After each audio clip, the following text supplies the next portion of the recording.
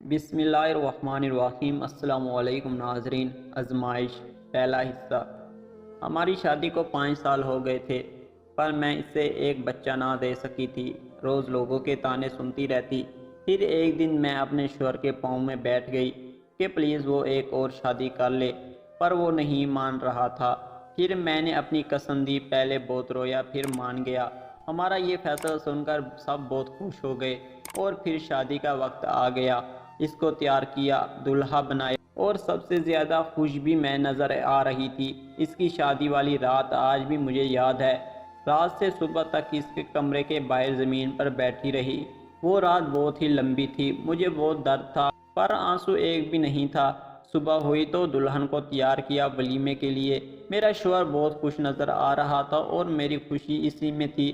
اصل کہانی تو شادی کے بعد شروع ہوئی۔ اس نے پورا 1 مہینہ مجھ سے بات نہ کی، اور یہی چیزیں مجھے اندر ہی اندر کھا گئی، اور میں بیمار رہنے لگی۔ میرے سسرال والوں نے ان سے بول کر مجھے امی کے گھر بھجوا دیا۔ 1 سال تک خبر ہی نہ لی کہ میں کس حال میں ہوں، زندہ ہوں یا مر گئی ہوں۔ وہ 1 سال قیامت کی طرح گزرا۔ ایک دن میرے لیے قیامت سے کم نہ تھا۔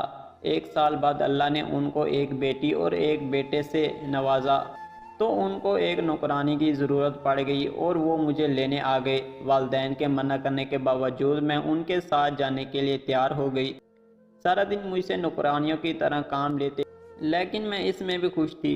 بے شک وہ مجھے دیکھتے نہیں تھے، مجھ سے بات نہیں کرتے تھے، لیکن میری آنکھوں کے سامنے تو تھے نا۔ سارا دن کام کرتی اور ساری رات سٹور نما کمرے میں جاگ کر گزارتی تھی۔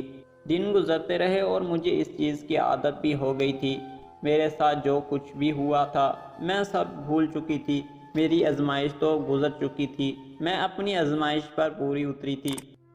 ایک دن وہ اپنی بیوی بچوں کے ساتھ شہر سے باہر گیا ہوا تھا، اور اس کی کار کا ایکسیڈنٹ ہو گیا، جس میں وہ خود تو بچ گیا، لیکن اس کے بیوی بچے اللہ کو پیارے ہو گئے۔